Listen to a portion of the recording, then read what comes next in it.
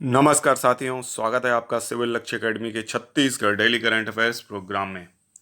पहला प्रश्न है, छत्तीसगढ़ के किस ग्राम को रजत श्रेणी में सर्वश्रेष्ठ पर्यटन ग्राम का पुरस्कार दिया गया है? तो इसका सही जवाब है सरोधा दादर, है ना। सरोधा है तो इसको धा बना लीजिएगा। सरोधा दादर ये किस जिले में स्थित है? ये कबीरधाम जिले में स्थित है और इस स्थान को सर्वश्रेष्ठ पर्यटन ग्राम का पुरस्कार दिया गया है केंद्रीय पर्यटन मंत्रालय द्वारा सॉरी, है ना। तो इसको याद रखना है आपको। और सबसे बड़ी बात है कि ये कबीरधाम जिले में है, ये भी आपको याद रखना है। और इस स्थान में विभिन्न देशों के सैलानी यहाँ पे आते हैं, है ना। यानी ब्रिटेन के, यूरोप के सैलानी भी इस स्थान पे आते हैं। तो ये काफ़ी फेमस ग्राम हो चुका है पर्यटन की लिहाज से, तो इसको याद रखिएगा। नेक्स्ट क्वेश्चन है, छत्तीसगढ़ भवन का वर्चुअल शुभारंभ किया गया है, यह भवन कहाँ स्थित है? तो इसका सही जवाब है नई दिल्ली।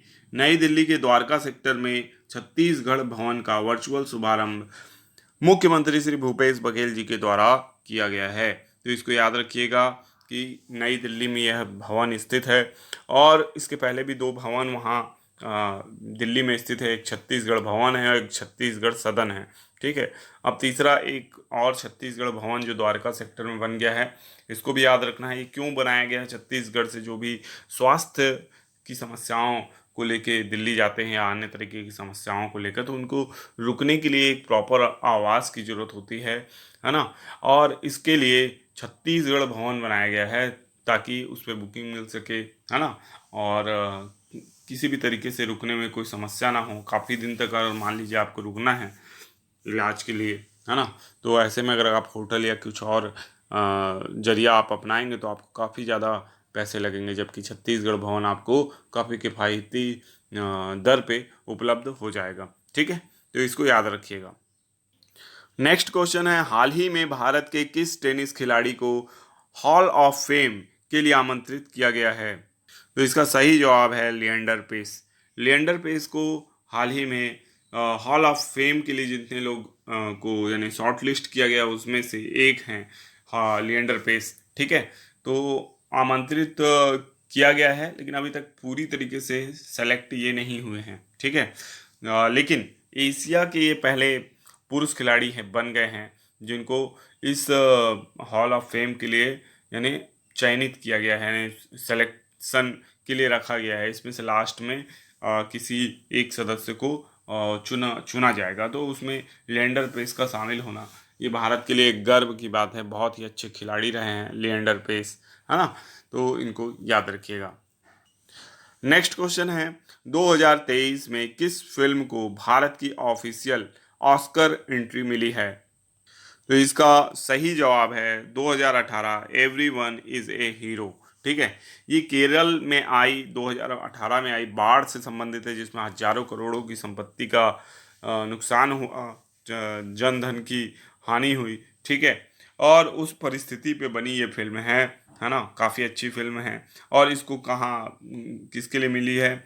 ऑस्कर एंट्री मिली है ना, 2023 की इनमें ऑस्कर के लिए एंट्री मिल गई है। ठीक है, और ये ऑफिशियल एंट्री है भारत की। अच्छी फिल्म है ना। और नो डाउट कि बहुत सोच समझकर Kashmir files, the Kerala story और भी बहुत सी अच्छी फिल्में थी, उनको छोड़कर 2018 एवरीवन इज ए हीरो को चुना गया होगा। ठीक है, नेक्स्ट क्वेश्चन है, FSSAI ने पूर्वोत्तर के किस पशु को खाद्य पशु के रूप में GI टैग दिया है? तो इसका सही जवाब है मिथुन। ठीक है, मिथुन को FSSAI ने पूर्वोत्तर के खाद्य पशु के रूप में GI टैग दिया है। मतलब इसको खाया जा सकता है, खाद्य पशु का मतलब भोजन के लिए उपयोग किया जा सके। ठीक है, मिथुन मैं आपको बता दूं ये कोई छोटा मोटा जानवर नहीं है, ये सांड है एक प्रकार का, यानी एक पूर्वोत्तर भारत में पाया जाने वाला बहुत ही स्ट्रांग होता है, ये बहुत ही बड़ा होता है और ये आदिवासी कल्चर में वहाँ शामिल है। सामान्यतः काले रंग का होता है और इसका यानी बहुत ज़्यादा ये स्ट्रांग होने के कारण इस पर टाइगर भी हमला करने से पहले सोचता है एक बार। कि मैं मार पाऊंगा कि नहीं मार पाऊंगा। इस तरीके का ये जानवर है। जैसे गौर दिखता है हमारे यहाँ, वैसे ही मिथुन दिखता है। इसकी सींगें काफ़ी बड़ी होती हैं, बहुत ही स्ट्रांग ये जानवर होता है। लेकिन इसके मांस को खाने के लिए उपयोग किया जा सकता है ना। और इसको पैकेज फूड के रूप में इस्तेमाल किया जा सकता है। तो आदिवासी कल्चर में ये काफ़ी महत्वपूर्ण है।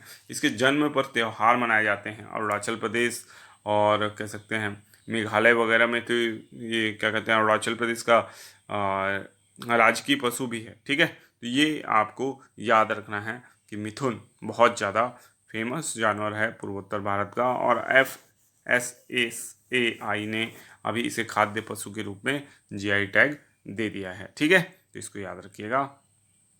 नेक्स्ट क्वेश्चन है, ब्लूमबर्ग की तिमाही रिपोर्ट में दुनिया में सबसे अच्छा प्रदर्शन करने वाली करेंसी कौन है? तो इसका सही जवाब है अफगानी। अफगानी जो कि अफगानिस्तान की करेंसी है, जहां अभी तालिबान का शासन हो गया है, वहां की करेंसी वर्तमान पिछले 3 महीने में सबसे अच्छा प्रदर्शन कर रही है।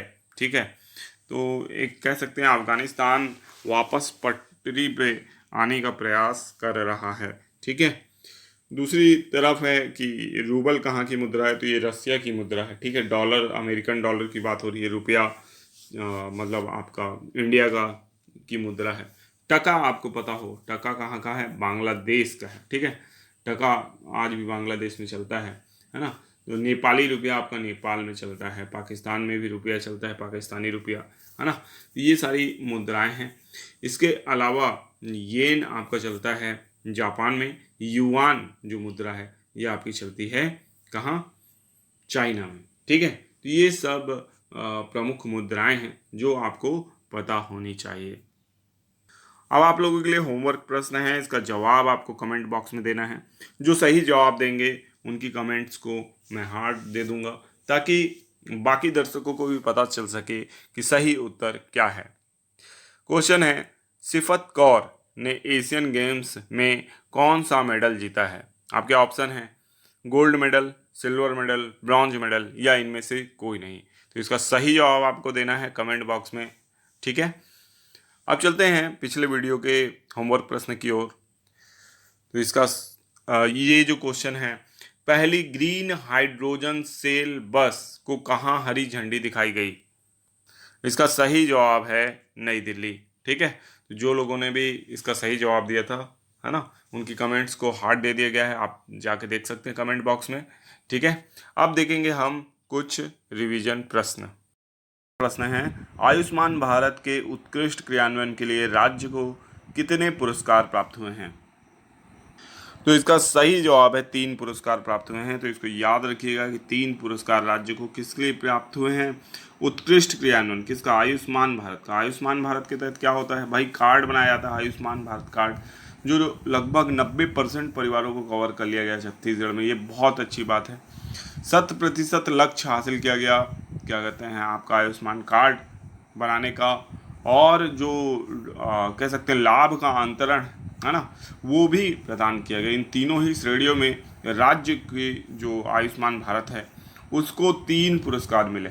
ठीक है, ये केंद्रीय स्वास्थ्य राज्य मंत्री की तरफ से मिला है। जो छत्तीसगढ़ के सचिव थे, आयुष्मान भारत कार्ड जो योजना चल रही है इसके जो सचिव हैं, उन्होंने ये पुरस्कार ग्रहण किया है। तो इस बात को बहुत अच्छे से याद रखिएगा कि उत्कृष्ट भारत या आयुष्मान भारत के उत्कृष्ट क्रियान्वयन के लिए राज्य को 3 पुरस्कार प्राप्त हुए हैं।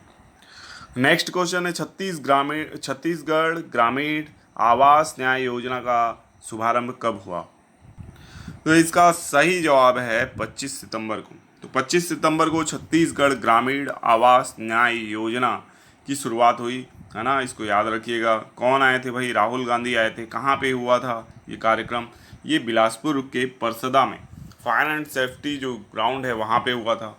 ठीक है, विभिन्न लोगों को विभिन्न लाभ का अंतरण भी इस दिन किया गया, जैसे कि सहायक शिक्षक और शिक्षक वर्ग के जो हमारे प्रतियोगी थे उनको भी नियुक्ति पत्र यहाँ प्रदान किया गया। ठीक है, अब ये ग्रामीण आवास न्याय योजना क्या है इसके बारे में अच्छे से पढ़ लीजिएगा। ठीक है, कि किस तरीके से ग्रामीण आवास के लिए अब जो सीधा पैसा है उनके खातों में जाएगा जिन जिन लोगों को हितग्राहियों को चुना गया है। लगभग 50,000 हितग्राही हैं और 1200 करोड़ रुपए इनके खातों में अंतरित किया जाएगा, ठीक है, ताकि ये अपनी जो ग्रामीण आवास है उसको प्राप्त करने में सफल हो सकें। हालांकि प्रधानमंत्री आवास योजना भी इसके लिए क्रियान्वित है, ठीक है, तो इसको भी याद रखना है आपको, ठीक है। तो छत्तीसगढ़ ग्रामीण आवास न्याय योजना की शुरुआत हो चुकी है 25 सितंबर से, और इस सम्मेलन को ही क्या बोला गया पता है? आवास न्याय सम्मेलन, ठीक है। इस सम्मेलन का ही नाम था आवास न्याय सम्मेलन, जो कि बिलासपुर में आयोजित हुआ था ना, परसदा में।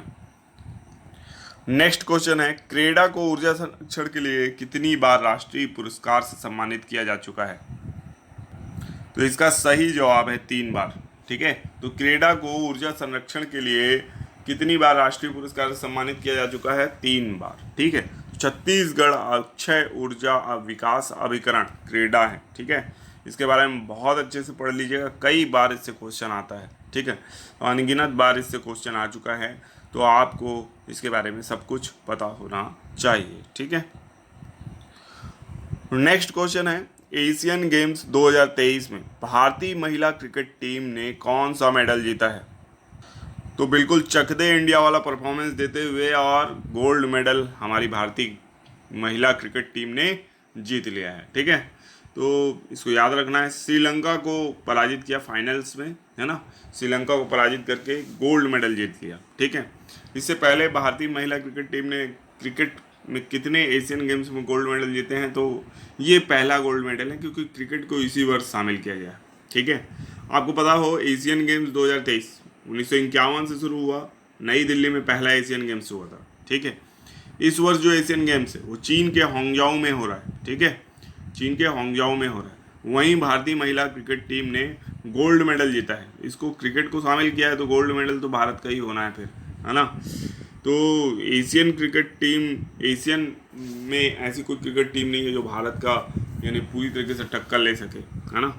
और भारत इस समय सबसे बेस्ट टीम है, और निश्चित तौर पे अगर पुरुष टीम जाएगी तो वो भी गोल्ड मेडल ला सकती है, ठीक है। नेक्स्ट क्वेश्चन है, विश्व पर्यटन दिवस कब मनाया जाता है? तो इसका सही जवाब है 27 सितंबर, ठीक है। तो विश्व पर्यटन दिवस 27 सितंबर को मनाया जाता है, ठीक है। और आज है 27 सितंबर, तो याद रखना है आपको कि विश्व पर्यटन दिवस जो है 27 सितंबर को पर्यटन को बढ़ावा देने के लिए बनाया जाता है। अब अगर देखा जाए भारत के प्रमुख पर्यटन स्थलों में सबसे फेमस पर्यटन स्थल में से जैसे कि ताजमहल है आगरा में, ठीक है, यहाँ पे बहुत ज़्यादा पर्यटक आते हैं। इसी तरीके से बृहदेश्वर मंदिर है तंजौर में, है ना, वहाँ भी बहुत ज़्यादा पर्यटक जाते हैं। फिर भारतीय जो धार्मिक पर्यटन स्थल है वहाँ तो यानी बहुत ज़्यादा ही भीड़ रहती है। जितने ज्योतिर्लिंग हैं, हमारे केदारनाथ हो गया, बद्रीनाथ हो गया, है ना, ये सारे स्थान जो हैं वो बहुत ज़्यादा फेमस हैं, ठीक है। तो विश्व पर्यटन दिवस जो है